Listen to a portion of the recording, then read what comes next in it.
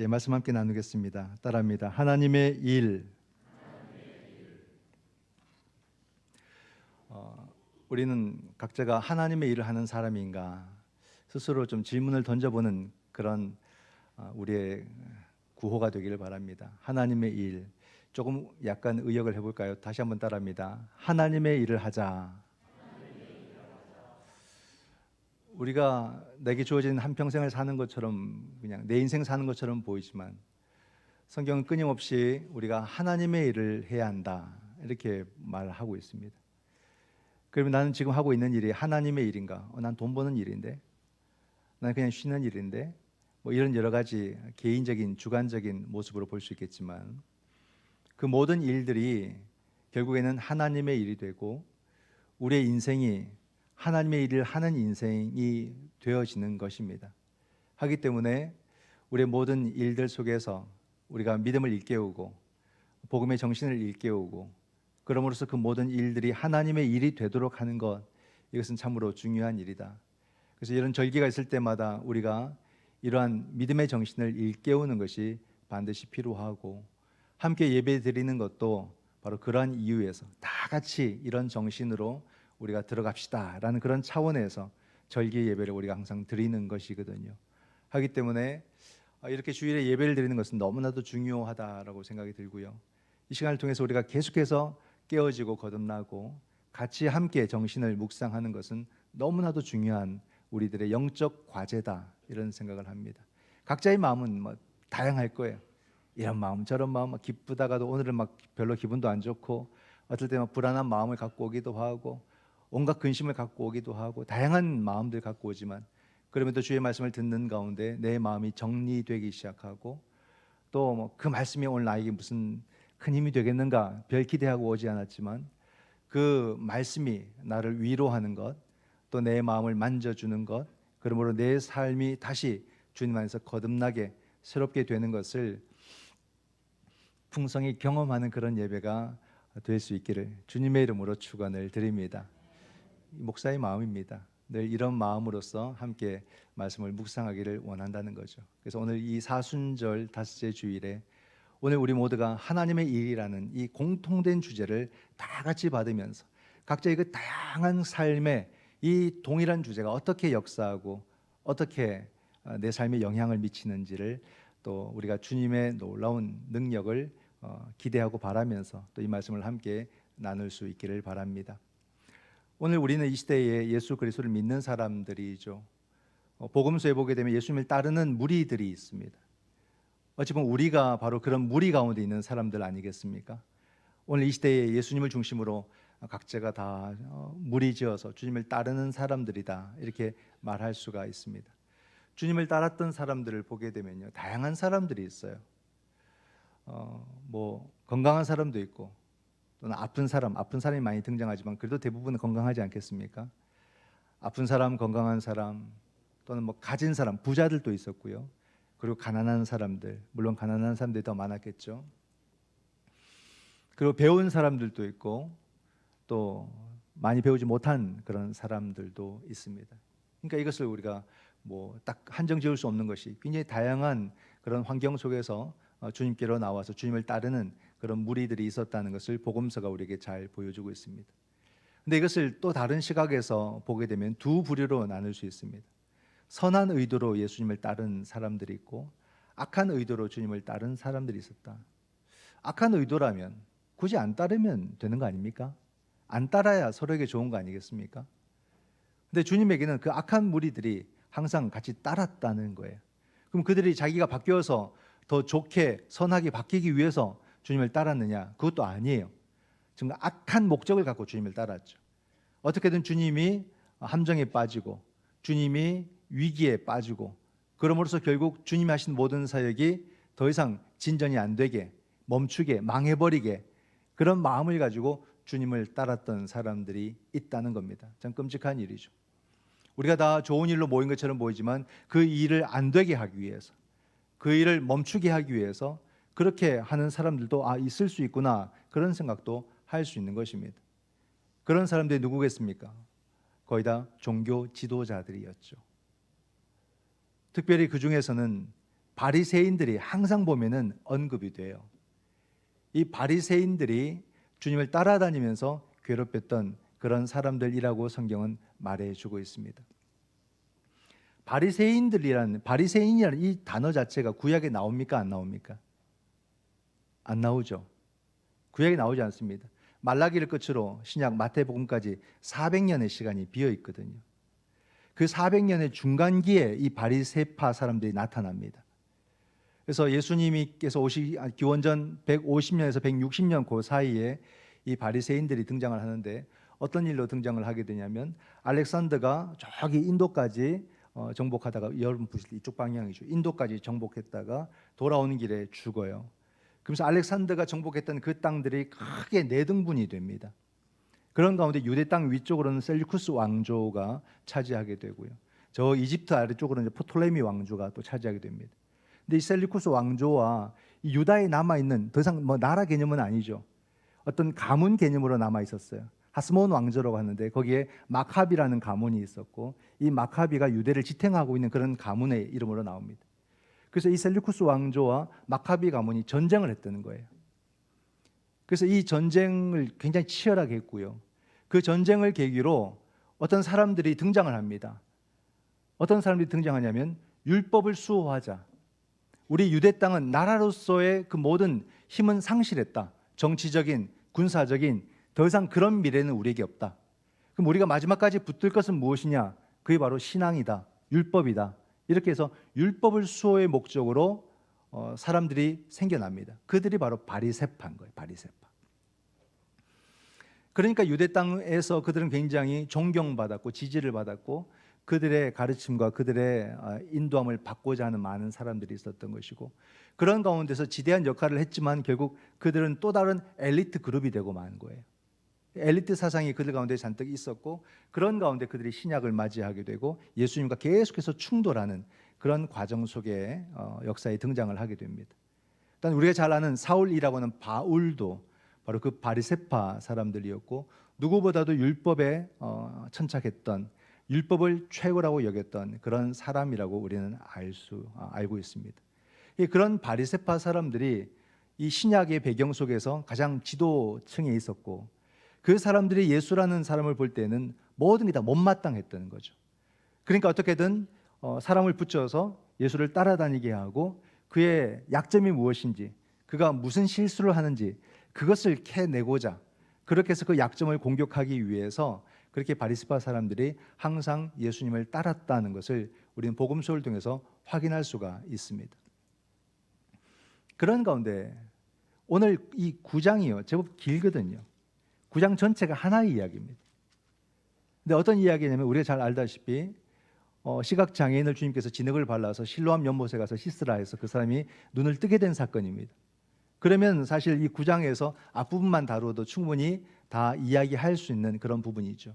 근데 이 이야기가 멈추지 않고 계속 뒤로 이어져서 많은 절을 차지하는 겁니다. 보면은 41절까지 긴 내용을 다루고 있습니다. 어떤 일이냐면 시각장애인을 고쳤는데 이 바리새인들이 이것을 문제 삼은 거예요. 그래서 이 문제가 커진 겁니다. 그러니까 이 사람이 눈을 떴다 이렇게 끝난 게 아니라 그 뒤에 문제가 더 불거져 가지고 문제가 커진 것이고요. 그래서 오늘 본문 우리가 읽었던 이 부분이 예수님께서 그 일에 개입하심으로 이 문제를 정리하시는 그런 상황이 오늘 본문에 등장을 합니다. 하루는 예수님께서 제자들과 걸으시는데 날 때부터 시각장애인을 보시게 된 거예요. 마주하게 된 겁니다. 근데 주님께서 그 사람을 그냥 지나칠 리 없겠죠. 근데 제자들이 물어요. 주님, 이 사람이 보지 못하는 것은 그의 죄 때문입니까? 그 부모의 죄 때문입니까? 이렇게 질문합니다. 그러니까 주님께서 그런 거 아니다. 이렇게 말씀하시고는 그 사람을 고쳐주십니다. 근데 고치고 난 뒤부터 문제가 발생하는 거예요. 왜냐하면 주님께서 그 사람을 불쌍히 여기시고 그 사람이 볼 수 있도록 고쳐주셨는데 그 날이 안식일이었다는 겁니다. 그러니까 바리새인들이 좋은 걸 잡았어요. 이제 예수라는 사람을 정말 우리가 다 같이 득달같이 달려들어서 공격해서 공경에 빠지게 하고 더 이상 그가 하는 모든 일들을 하지 못하게 만들 수 있겠다 그런 생각을 한 겁니다. 그런데 바리새파들 중에도 보게 되면은 제가 볼 때는 세대 간의 구분이 있지 않겠나 이런 생각을 합니다. 이 본문을 보게 되면요, 바리새인들이 두 부류로 나뉘어졌어요. 막 예수님을 공격하는 사람, 이 사람이 보니까 안식일에 이런 일을 행하는 거 보니까 이 사람은 하나님의 사람이 아니다, 이렇게 말하는 겁니다. 예수라는 사람이 아무리 놀라운 일을 해도 안식일에 이 일을 행하는 것을 보니까 하나님의 사람은 아니다, 이렇게 말을 했고요. 또 한 부류의 이 바리새인들은 그래도 이 일이 보통 일입니까? 그냥 뭐 잠깐 났던 상처가 치유되거나 그런 정도가 아니라 날 때부터 시각장애인이었는데 이제 이 사람이 보게 된 것은 너무나도 놀라운 일 아닙니까? 그러므로 이 사람은 하나님의 사람이다라고 말할 수 있지 않겠습니까? 제가 볼 땐 전자는 기성세대 바리새파 사람들 같고, 후자는 우리가 흔히 말하는 3040 세대 젊은 좀 바리새파 사람들이 아닐까. 근데 후자는 좀 숫자가 적겠죠. 기존의 어떤 그런 의견이 강했기 때문에 이 바리새파 사람들이 이 사람에게 강요하는 거예요. 무엇을 강요하냐면 부정해라는 거예요. 부정해라. 지금 있었던 모든 일을 부정해라. 그리고 너를 보게 한 그 사람을 부정해라, 그렇게 말합니다. 이 말도 안 되는 소리잖아요. 지금 난 눈을 떴는데, 평생 못 보다 이제 세상 보는데 뭘 부정하라는 겁니까? 근데도 부정하라는 거예요. 누구보다도 많이 배운 사람들이고 사회에서 지도력이 있는 사람들인데도 이런 말도 안 되는 그런 요구를 한단 말입니다. 부정하라는 겁니다. 그럼 이 사람은 부정을 해야 됩니까? 난 지금 보고 있는데. 그죠? 근데 이 사람은 부정하라고 말하는 그 바리새인들을 향해서 나는 지금 본다라는 고백만 계속하는 거예요. 이 말이 무슨 뜻인지라는 생각해요. 나는 지금 본다라는 겁니다. 나는 보고 있다. 그 이야기를 계속해서 이야기를 하는 거죠. 이게 오늘 본문 앞에서 계속해서 벌어지는 이야기입니다. 오늘 본문은 그 이후에 나타난 이야기죠. 주님께서 눈을 뜨게 해주셔서 세상을 보게 된 그 사람이 공경에 처했습니다. 바리새인들로부터 굉장한 곤욕을 치르고 있습니다. 그 얘기를 주님께서 들으신 거예요. 그러니까 주님께서 그 사람을 만나기를 원하셨습니다. 그래서 만나는 장면이 나와요. 35절입니다. 예수님께서 그들이 그 사람을 쫓아냈다 하는 말을 들으셨더니 그를 만나사 이르시되 내가 인자를 믿느냐 물으십니다. 인자라는 말은 그대로 풀이하면은 사람의 아들이죠. 근데 성경에 다른 여러 번역본들인데 그 번역본들을 보면 하나님의 아들로 나옵니다. 근데 우리가 알다시피 인자는 구약이나 신약이나 전체적인 의미로서는 심판의 주를 말하는 거예요. 그 인자를 믿느냐라고 이렇게 주님께서 물으십니다. 그러니까 이 사람이 내가 믿기를 원합니다, 그렇게 말을 하죠. 그러니까 예수님께서 그렇게 말합니다. 지금 너 앞에서 말하는 자가 그이니라, 이렇게 말씀을 해요. 그러니까 이 사람이 주여 내가 믿나이다, 이런 고백까지 순차적으로 가잖아요. 처음에는 긴가민가 하다가 그러나 자기 삶 속에 나타난 그 경험이 너무나도 확실하고 부정하라고 말하지만 부정하지 않고 자기의 그 경험과 자기의 사실을 그대로 말하면서 내가 믿기를 원합니다라는 그 고백 속에서 이제 내가 믿나이다라는 고백까지 점차적으로 나아가는 한 사람의 그 신앙의 과정을 잘 보여줍니다. 그때 주님께서 그 사람에게 이렇게 말합니다. 39절에 예수님께서 이르시되 내가 심판하러 이 세상에 왔으니, 심판의 주라는 말이 인자가, 보지 못하는 자들은 보게 하고 보는 자들은 맹인이 되게 하려 함이라 하시니. 많은 무리가 주님을 따랐다고 했는데요, 주님은 사람들을 두 부류로 나누었습니다. 뭐라고요? 보지 못하는 자들과 보는 자들, 이렇게 나누었어요. 그럼 주님께서 말씀하시는 보지 못하는 자들은 누구를 가리킵니까? 날 때부터 보지 못하는 시각장애인을 말하는 것이고요. 보는 자들은 누구를 말합니까? 바리새인들을 말하는 거예요. 그럼 보지 못하는 자들은 보게 하고 본다고 하는 자들은 보지 못하게 하신다는 주님의 말씀은 옳으냐 하는 거예요. 여러분 정당합니까? 받아들일 수 있겠습니까? 이해가 됩니까? 이 말씀은 영적인 의미예요. 영적인 의미. 오늘 우리는 이 영적인 의미들을 들여다볼 수 있는 눈을 가져야 되는 겁니다. 지난번에도 제가 말씀을 드릴 때 니고데모와의 대화 속에서 거듭남을 주님께서 말씀하시니까 니고데모가 그럼 어머니 뱃속에 다시 들어갔다가 나와야 됩니까? 이런 이야기를 하잖아요. 그 말씀의 뜻을 이해하지 못하는 거예요. 깨닫지 못하는 거예요. 그 말씀에는 영적인 의미가 있는데 그 영적인 의미를 헤아리지 못하는, 바로 이 니고데모는 사내들인 공회원이라고 그렇게 또 알려져 있잖아요. 누구보다도 많이 배우고 이스라엘의 선생이라고 하는 사람들이 그런 의미조차도 깨닫지 못하고 문자에 매여져 있는 그런 신앙의 수준에 머물러 있었던 거죠. 오늘 이 말씀도 보지 못하는 자들을 보게 하고 보는 자들을 보지 못하게 한다. 이 말씀도 영적인 의미를 담고 있다는 겁니다. 41절 말씀을 보면 너희가 맹인이 되었더라면 죄가 없으려니와 본다고 하니 너희 죄가 그대로 있느니라. 여러분 이 말씀을 잘 묵상해 보세요. 주님이 드디어 이 문제를 죄의 문제로 보시는 거예요. 처음에 제자들이 물었을 때는 그 문제가 아니다 이렇게 말씀을 하셨는데 주님은 또다시 죄의 문제라고 말씀을 하십니다. 너희 죄가 그대로 있느니라. 즉 제자들이 물었던 그 질문의 의도와는 다른 차원이었기 때문에 주님께서 다시 죄의 문제를 부각시키고 있는 거죠. 유대인들은 지금 이렇게 눈을 뜨게 된 이 시각장애인의 문제는 죄의 문제라고 보았던 거예요. 이건 더 이상 논할 필요가 없습니다. 이 사람에게 문제가 있다는 것은 죄의 문제다. 제자들이 한번 질문을 보세요. 여긴 다른 여지가 없었어요. 이 문제는 그 사람의 죄의 문제입니까? 아니면 그 부모의 죄의 문제입니까? 이렇게 따졌어요. 죄 외에는 없었어요. 질문이. 즉 이 상황은 죄의 문제라는 겁니다. 이 사람에게 보지 못하는 장애의 문제가 있다거나 이 사람에게 질병이 있다거나 이 사람에게 고통이 있다거나 이 사람에게 어려움이 있다거나 이 사람에게 괴로움이 있다거나 그 모든 것은 죄의 문제가 되는 거예요. 주님은 그걸 부정하신 거죠. 우리가 욥기를 보더라도 알 수 있습니다. 욥기가 시작되어서 그 많은 이야기는 전부 다 욥과 친구와의 대화입니다. 37장까지. 엄청난 양이에요. 여러분 구약에서 그만큼 할애되는 대화가 있습니까? 없어요. 아브라함도 그 정도 대화 못합니다. 모세도 그렇게 막 하나님과 대화가 그렇게 길게 안 나와요. 근데 욥과 친구들과의 대화가 37장까지 나옵니다. 왜 그렇게 갑니까? 친구들이 고집스럽게 욥을 향해서 뭐라고 말합니까? 너의 그 재앙은 너의 그 죄 때문이다. 그걸 찾아라. 그걸 고백해라. 그겁니다. 우리가 기도할 때 내가 알고 지은 죄, 모르고 지은 죄라고 고백하듯이 너가 모르고 지은 죄가 있을 거야. 그거 한번 생각해 봐. 너가 지금 기억하지 못해서 그런 거지. 분명히 너에게 이런 재앙이 겹치고 겹쳐서 닥치는 것은 다 죄의 문제라고 친구들은 그렇게 이해를 했던 거죠. 욥은 끝까지 나는 못 찾겠노라. 나는 아니라고 생각한다. 이게 욥의 대답이었어요.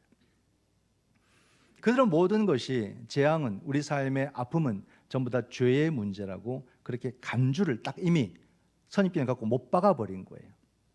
그러니 모든 사람들은 이미 죄인인 거죠. 고통스러운 거죠. 왜 이렇게 그런 사고를 갖게 되고 왜 그런 선입견을 갖게 되고 왜 모든 사람들은 이미 죄 가운데 있다라고 그렇게 해서 더 이상 그 삶을 이렇게 어둠 가운데 고통 가운데 무거운 짐 속에 이렇게 두게 되는가? 그 원인이 바로 율법이었다는 말입니다. 율법. 그들은 모든 기준, 구별하는 기준을 율법으로 보았던 거예요. 율법을 행하면 의인이고 율법을 행하지 못하면 죄인인 겁니다. 지난주에도 말씀을 나눈 것처럼 우리가 영적인 생각이 아니라 육적인 생각, 이 육적인 생각은 바울이 말할 때 그것은 바로 율법으로 말미암아 우리의 모든 삶을 바라보는 시각을 이 육적인 생각이라고 말했거든요. 그들도 볼 때 모든 것을 율법으로 기준 삼아서 율법을 잘 지키면 의인이고 율법을 지키지 못하면 악인이 되는 겁니다. 그러한 기준인 거예요. 즉 지금 그들이 볼 때 좋은 호재가 걸린 거예요. 예수님께서 안식일을 어기신 겁니다. 그러니까 그들이 볼 때는 100% 예수님께서 율법을 어긴 일이 되는 겁니다. 그럼 이 일이 아무리 좋은 일이라도 이것은 죄라는 말이에요. 이것은 악하다는 말입니다. 그런 해석이 가능할까라는 거죠. 그래서 주님께서는 이 문제는 그런 것이 아니라는 것을 우리에게 알려주시는 거 아니겠습니까? 여러분 율법이 말하는 안식일 그게 나쁜 것일까요? 그들이 그만큼 이 안식일을 강조하고 중요하게 여기는 것은 의미가 있습니다, 여러분. 그만큼 하나님의 율법이 안식일을 강조하고 있기 때문에 그래요. 그럼 왜 강조를 합니까? 거기에는 하나님의 특별한 은혜가 있기 때문에. 그 안식일의 정신을 우리가 알게 하기 위해서 안식일을 거룩하게 지키라고 그토록 강조하는 것이고, 이것은 단순한 율법을 넘어서서 오늘 우리에게도 거룩한 성의를 지키는 것이 얼마나 중요한 일인가를 그 안식일법을 통해서 오늘 우리에게 가르쳐주고 있다는 말이에요. 이걸 잊어버리면 우리는 율법으로서 복음을 보는 것이고, 우리가 이것을 지킨다면 우리는 살아있는 말씀으로서 이 법을 대하는 것입니다. 율법이 말하는 안식일은 무슨 의미를 갖고 있습니까? 말 그대로 안식이에요. 우리의 삶에 여러분 진정한 안식을 하나님이 우리 가운데 허락해 주신다는 말입니다. 어떻게? 그 안식일에 참여함으로써. 여러분 이런 복된 날이 어디 있습니까? 우리는 그냥 똑같은 날이라고 생각하지만 아니라는 거예요. 한 날을 거룩하게 구별하여서 우리가 뭐 각자 사람마다 다 다른 다양한 삶을 살고 서로가 다 다른 차이점을 갖고 있지만 그 날에 들어가기만 하면 다 같이 복을 받도록 하나님이 허용하셨다는 거예요. 이런 은혜, 이런 말도 안 되는 복이 어디 있습니까? 근데 하나님은 그 날을 만드시고 그 날에 참여하는 자에게 복이 되게 하신다고 말씀을 하신다는 말. 우리의 삶에 안식을 얻게 되면 거기서 우리의 치유가 일어나는 거예요. 거기서 내 삶의 회복이 일어나는 거예요. 또한 그 속에서 내 삶의 체험이라고 하는 풍성한 은혜의 역사가 나타나는 거예요. 우린 이 안식일이라는 것을 어떻게 생각하는지 모르겠습니다. 그냥 내가 마음대로 조절할 수 있는 그런 날이라고 생각하지만 여러분 이 안식일은 오랜 역사 속에서 그대로 그 영적인 의미를 지키고 왔어요. 사람들이 마음대로 그 날을 벗어나기도 하고 마음대로 해석하기도 했지만 참 이 안식일이 참 비참하게 무시를 많이 당했지만 그럼에도 이 안식일은 여전히 우리 가운데 그대로 자리하면서 우리를 기다리고 있다는 말입니다. 그래서 우리가 탕자처럼 그 날을 떠났다가 방황하다가도 이 날로 돌아오면 우리의 과거를 묻지 않고 안식일은 우리를 회복으로, 치유로, 안식으로 인도해 준다는 거예요.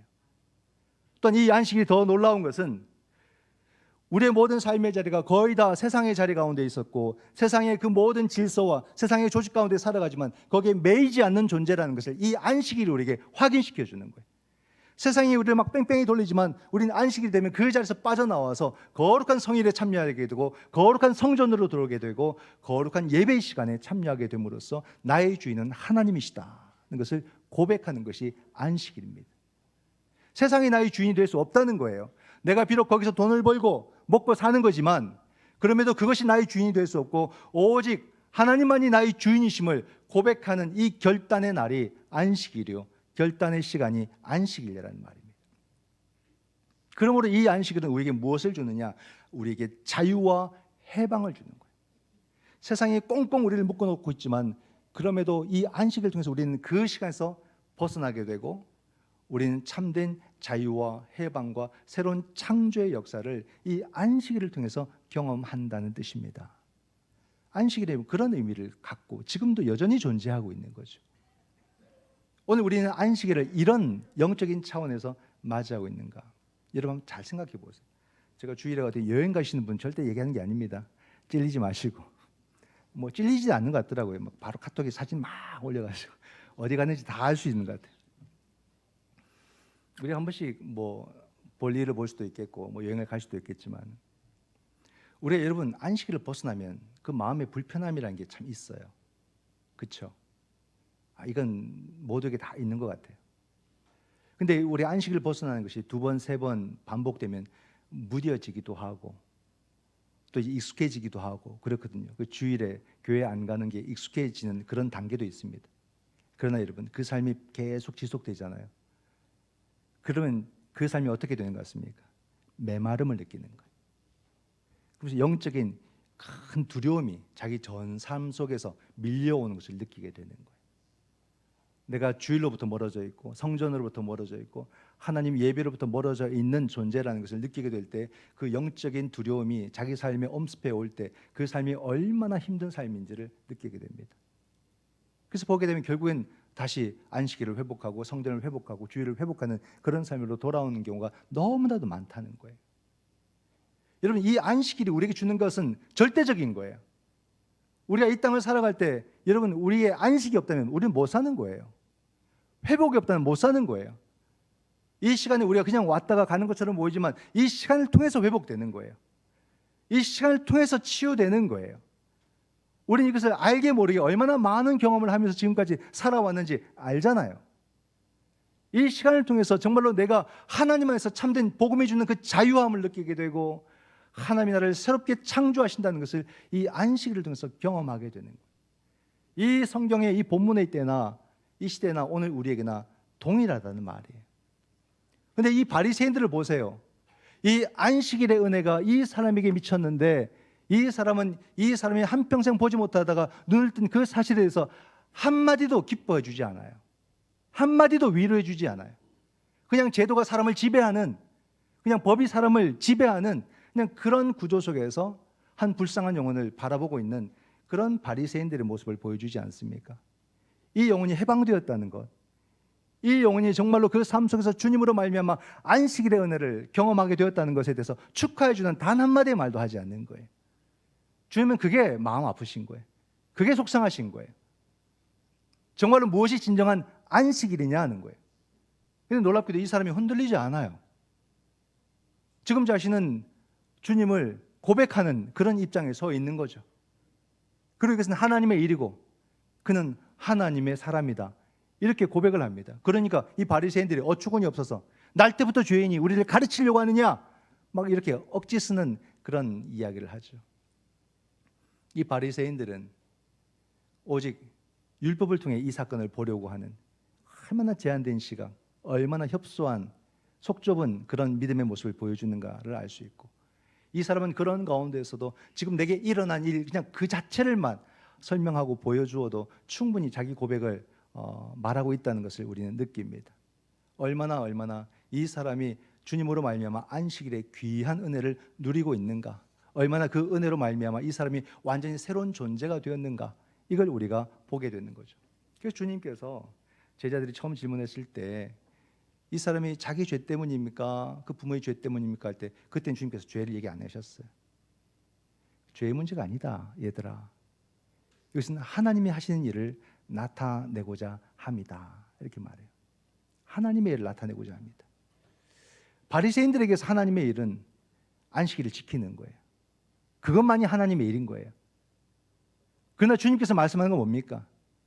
그 안식일의 정신이 살아나는 것, 그 정신이 그에게 들어감으로써 그가 사람답게 사는 것, 이게 안식일 아니냐 하는 거죠. 주님의 뜻은 그거예요. 한 영혼이 해방되는 것을 왜 같이 기뻐해 주지 못하냐는 거예요. 왜 박수 쳐주지 못하고 왜 축하한다 말 한마디 못하냐. 우리가 사람답게 살고 그 존엄을 가지고 사는 게, 그게 바로 안식일의 정신이다, 그게 아버지의 일이다, 그 말을 제자들과 그 바리새인들에게 주님께서 하고 계시다는 겁니다. 여기서 볼 때 여러분, 우리가 갖고 있는 신앙의 관점이라는 것이 얼마나 중요한가를 우리는 알게 돼요. 우린 지금 여러분 바리새인의 신앙의 관점을 갖고 살아갑니까? 아니면 예수님의 신앙의 관점을 갖고 살아갑니까? 당연히 우리는 후자로 자기를 막 몰아가죠. 근데 아닐 수도 있다는 걸 아셔야 됩니다. 우리 항상 답은 알지만 내가 살아가는 모습은 아닐 수 있다는 것을 알아야 되는 거예요. 바리새인은 자기들의 신앙의 관점과 다를 때 곧바로 그 사람을 모욕하고 그 사람을 위협하고 협박하고, 말씀을 보세요, 쫓아냈다 했어요. 그렇게 지독한 모습을 보여줘요. 이게 신앙의 관점의 차이입니다. 그러니까 무서운 거예요.